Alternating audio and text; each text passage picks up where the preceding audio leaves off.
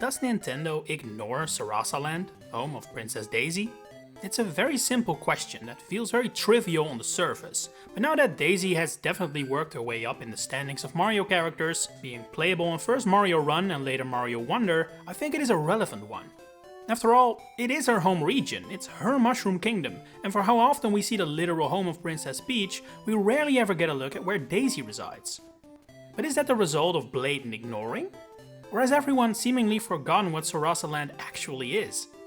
Usually when creators, like Nintendo in this case, ignore a huge part of its own established universe or lore, fans are the first to swarm them with criticism. But for some reason, Sarasaland isn't anything like that. Nintendo hasn't forgotten about Sarasaland, we all have.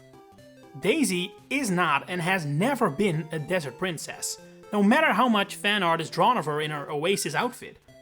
But everyone has somehow decided she is. As you probably know, just like Daisy herself, Sarasaland hails from Super Mario Land for the original Game Boy. As such, it is not exactly a game filled with beautiful set pieces or, well, any color besides black or white. Most of the information and detailed imaging we have of Sarasaland is as such courtesy of the manual, rather than the actual game itself. For example, it tells us Sarasaland is a country consisting of 4 separate regions, referred to as kingdoms, which would actually make it an empire, meaning it should be Empress Daisy, not Princess Daisy. The word Sarasa comes from a name for textiles that were imported from India to Japan in the Edo era, and is actually Portuguese. The English word is calico, and since these textiles often had floral patterns on them, the decision was made to name Daisy after a flower. Anyway, back to the actual country. Sarasaland is composed of 4 different kingdoms: the Birabuto Kingdom, the Muda Kingdom, the Eastern Kingdom and the Chai Kingdom. 2 of those, well, let's be honest, they have essentially been completely forgotten about. The Muda Kingdom is the water-themed world, based on the Bermuda Triangle, explaining the presence of UFOs, aside from the obvious link to Tatanga of course.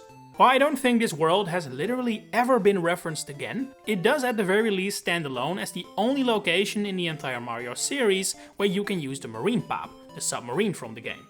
Just as forgotten as the kingdom itself and the Marine Pop is the boss of this world, Dragon Samatsu, a large seahorse that equally has never been as much as mentioned since. The Chai Kingdom, the 4th and final world of the game, is not exactly doing much better, but I would say it is at least not effectively scrubbed from Mario history.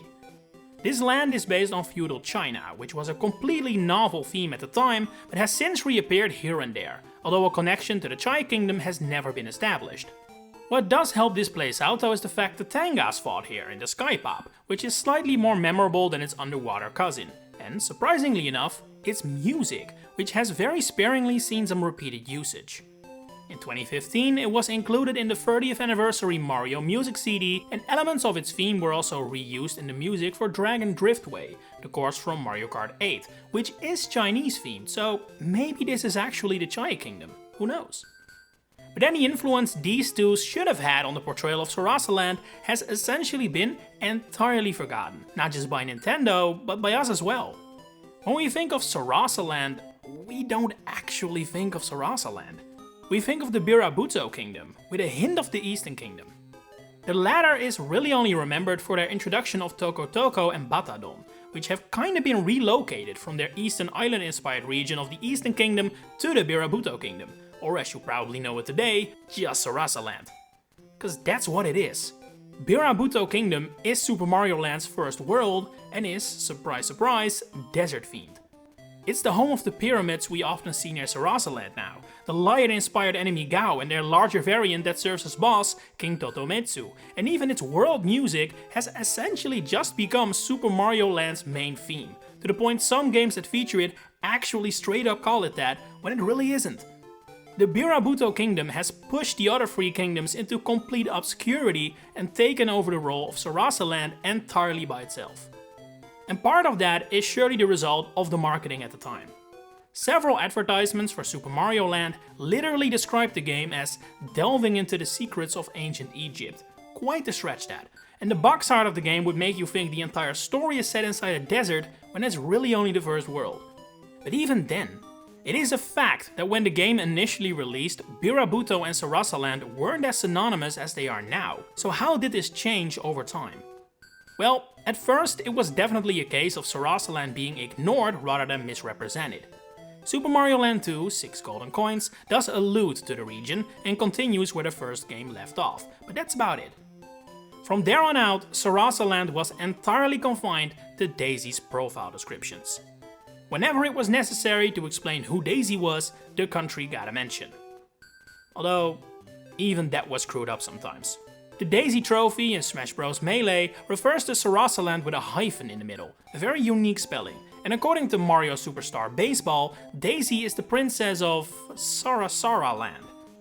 Yeah, that's how much care went into representing Daisy's homeland accurately. Fortunately, the list of games that do accurately mention Sarasaland as Daisy's country of origin is much longer. So long that I'm not gonna bore you with the full list of names. But this honestly too is part of the problem. For literal decades upon decades, Sarasaland was only a word. It didn't actually exist, it was merely a term for Daisy's character profiles.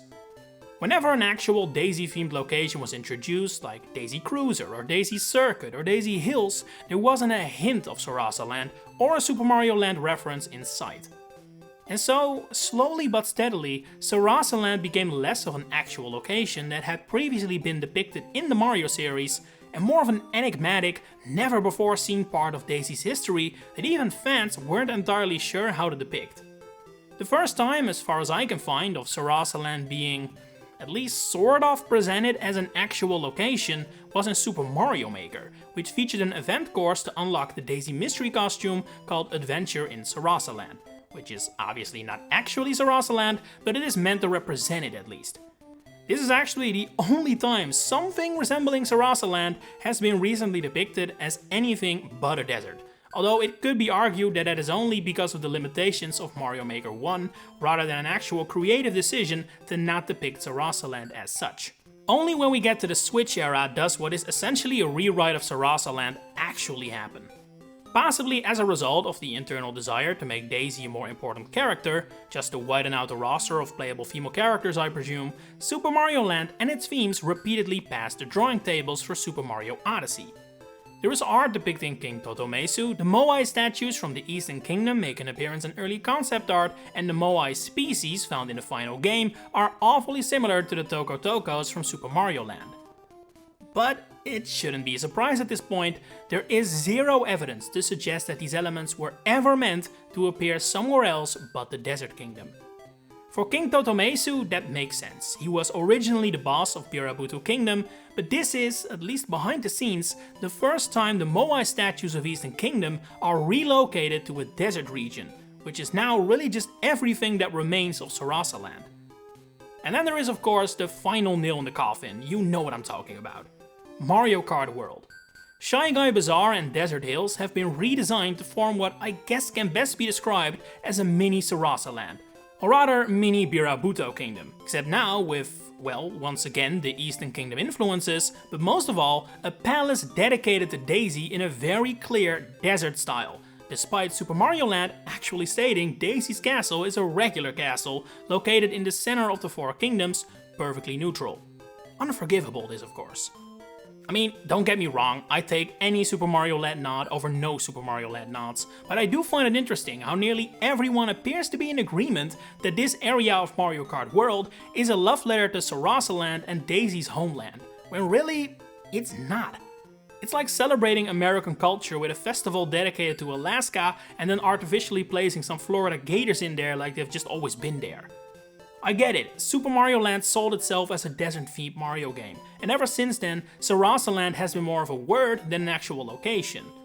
But if Nintendo is adamant to make Daisy more important, with more mainline appearances, nods to her answer to the Mushroom Kingdom, who knows, maybe a prominent role in Mario movies, I think it's only right they depict her as the princess, or empress, she really is, rather than the desert queen she really isn't. But that's just me. How do you feel about that? Do you like Daisy's current desert theme, or would you like to see more representation of Sarasaland's other sides? Share it in the comments below. If you enjoyed this video, please consider giving it a like and subscribe to the channel to stay updated on all my future Mario content coming up. For now, thanks for watching and enjoy the rest of your day.